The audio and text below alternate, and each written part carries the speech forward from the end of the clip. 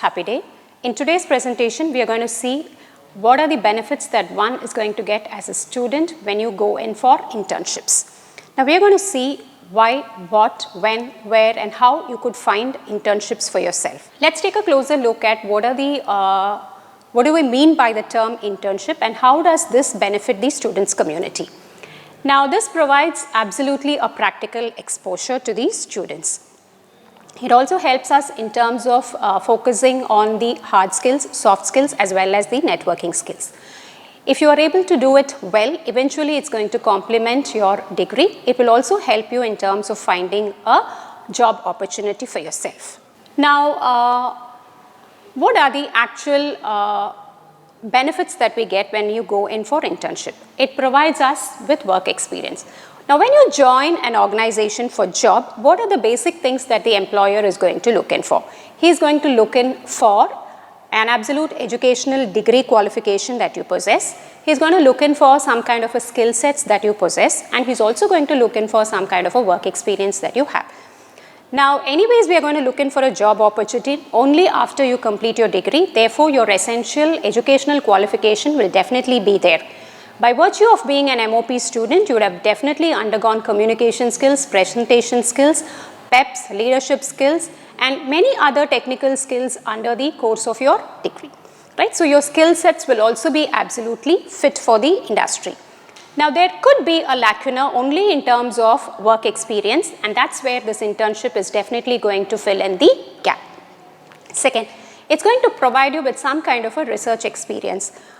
Basically, when we join an organization as an intern, especially if you're joining in a marketing concern, you're likely to meet customers, talk to them, find out about their products, their services, and how do they feel about the concept as far as the product is concerned. Therefore, here again, you will be able to have some kind of a research experience as such. Then definitely it will help you in terms of expanding your professional network because you get to meet with people who are actually into the industry. Eventually, there could be people who would refer you or recommend you at a later point of time, especially if they find you as a chirpy, enthusiastic individual with an intention to learn. Last but not the least, it helps you in terms of building a strong resume with a lot of confidence. Now, when can we do our internship? Our internship is a summer internship program, and it works or spreads over 4 weeks. Now, we start at the end of our 4th semester examination, say last week of April, and we will proceed max to the extent of first week of June and complete the same. Now, 4 weeks is a mandatory requirement, but if you are able to manage your academics as well as your other commitments without tampering the college timings, probably you can extend it for a few more months to get the real feel of it. Then you have to have certain basic documents which you will have to get from the organization, and let's take a closer look at what are these basic documents that you have to get. The first one is in terms of an acceptance letter. Now, an acceptance letter is a letter which is given by the organization in their letterhead stating that they have offered you an internship program from this particular date to this date with the seal and signature from the authorized person in the organization. Next, they will give you something called as a completion letter. This will be given to you only after completing your 4 weeks of internship. So, this is again will be in the company's letterhead with their authenticated authorized person's seal and signature. Then when it comes to internship as such, it's a credit program. Now, when I say it's a credit program, it has to be evaluated. When I say evaluation, it will have both internal evaluation as well as external evaluation.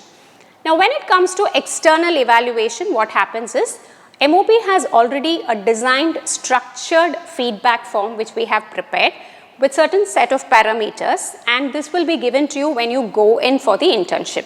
You have to ensure that you take this letter, submit it to your supervisor or your immediate highest authority in the organization under whom you are placed as an intern, and they will gauge you on all these parameters and give this form to you when you complete your internship in a sealed cover signed by the authorized person to you. You will have to bring it back, give it back again to the institution. Then you have something called as the internal evaluation. Your internal evaluation will depend upon the project report which you're going to submit, or the internship report that you're going to submit. Then you will have something in terms of the vivavos and a presentation on the internship report that you have done, and you will also have to ensure that you submit a logbook. Now, what is this logbook all about? A logbook is a record of day-to-day activities that you undertake in the place at which you are placed as an intern. This will have three basic columns, one which will give you the column for date, one for the amount work done, and last column for the signature by the authorized person. So what you have to do is you have to make a detailed note of all the activities that you do on a day-to-day basis. Say for example, you step into the organization as an intern on day 1, right? Probably on day 1 they may not give you something extraordinary to do. He might give you a bunch of papers and give you 4 different files, and you may just ask to file these papers into different files, right? So whatever is the kind of job that's been given, you will make a record onto your logbook and ensure at the end of the day you will get it signed from the authorized authority. Or say for example, if you go in as a marketing intern and you've met 4 or 5 customers and collected some data from them, you will record that also and ensure that you get it signed from the authorized authority. So there are 4 basic documents: acceptance letter, your completion letter, your evaluation sheet, as well as your logbook. Please ensure you bring all this safely back again to the institution. Scan, keep a soft copy with you, and submit the hard copy to the organization, basically because these are mandatory requirements as far as NAC is concerned. Now, how do we find internships, right?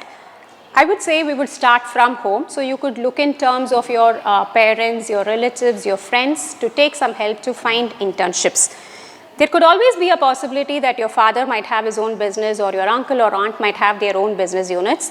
And I would say you would keep this as a last resort for internship, not because you're not going to learn anything there, but because when you go in for an internship, you have to go into a place where you are only treated as an intern. Your father's company, your aunt, uncle's company will always be available for you. So whenever you want to go, you can definitely drop in to have some kind of a learning. Next. Now, suppose if you're not able to find anything from your own circle, you can come back to the institution. Probably your department will have certain MOUs with certain organizations. We will definitely be able to direct you to one of them. If not, you can always find out from your seniors if there is any possibility for identifying places where you can go in as interns. We do have certain guest lecturers and capacity building program resource persons who come to us.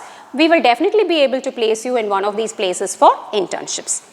Now, if you're not able to find anything even at this level, you can always look into certain advertisements and company websites which normally gives us various opportunities to be an intern. First and the last resort, you could have certain online portals, especially ones like Internshala, WaitUp, Idealist, are various online portals where you can apply online with your resume, and if they find you suitable for their organization, they will definitely revert back to you for an internship program. Now, how do we apply for an internship program? Now, when it comes to applying for internship program, it is always better that you ensure that you have some kind of a clarity before applying for the same. Now, when I say clarity, say for example, you are a student who have already completed Group 1 in Chartered Accountancy and you are waiting to take up a career in terms of a Chartered Accountant. So, in which case, you should ensure that you apply to an auditing firm so that it comes handy. Suppose if you have an intention to do a law program later, then look in for a law firm or a legal firm where you can apply for internship. So, have some clarity. Second, you will have to go in for preparing a resume. Now, when you prepare a resume, this clarity that you possess will definitely help you in terms of preparing a good resume. Say for example, if you've done a certificate course under GST or you've done a technical course under GST, you will have to ensure that you highlight this in your resume so that when you apply for your internship, this will definitely come in handy. Now, once you have prepared a resume, you can also look in for people who could refer you or who could recommend you to this particular organization, because that will also come in handy. Then apply for the same. It's just not enough that you apply, you will have to ensure that you have a constant follow-up with the organization so that you are able to get the internship. Sometimes perseverance works even if other points are not favorable for us. Okay. Now, you've landed in the organization in which you wanted to get an internship. Now, having got the internship, what are the do's and what are the don'ts that you will definitely have to follow at the place at which you are going for an intern? Let's take a look at the do's. Work diligently. Now, when I say work diligently, whatever may be the nature of work that's given to us, very simple or small job, even in that case, you will have to ensure that you do it very committedly and sincerely. Second, be proactive. Be ready to walk that extra mile even without being asked for it. Say, for example, you've given a small task, you've completed the task, and then start looking in for what else that you could do in next or contribute as a part of the team. Ask questions. At times, you might be asked to work on the organization's software or system. You may not have adequate clarity. If you have any queries, please don't hesitate. Ask for help, take help, and then proceed with clarity. Add value. You could always offer your suggestions and your ideas to them. It may be accepted, may not be accepted, but let's take some steps to ensure that we give them some value to what we do. Last, the best impression. Positive impression is the best impression that we can give. Please do go with a diary and a pen wherever you go in the organization. Note down the important points which is worthy for discussion. All this will come in handy when you go in for preparing the internship report. What are the don'ts? Avoid unprofessionalism, right?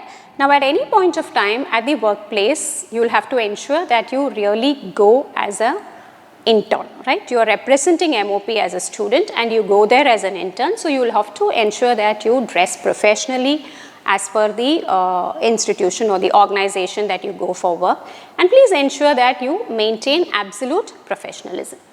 Don't be pessimist, right? At times there could be some feedback which is given by your superior or the supervisor. Please take in the feedback in the positive sense, and if you've made some mistakes, correct it and ensure that does not repeat it once again. Never be late. Tardiness does not reflect well on any of us, right? So, please ensure that you start well ahead of your schedule so that even if there are some unexpected showers or delay in terms of traffic, you will still be able to hit the organization in time. At times, there could be something very challenging at the workplace, so don't get stressed, right? Approach one thing at a time, stay calm, composed, and seek help if you require. Last, never lose your temper. There is no question of ego or rage at the place at which you go as an intern. And if you happen to get caught into an unpleasant situation, think quietly, take a few steps back and reassess the entire situation. These are the do's and don'ts for internship. Now, we've already seen when, where, why, how we have to go about in terms of choosing an organization for internships. In part 2, we will see how can we go about preparing the internship report. Thank you. Happy interning, girls.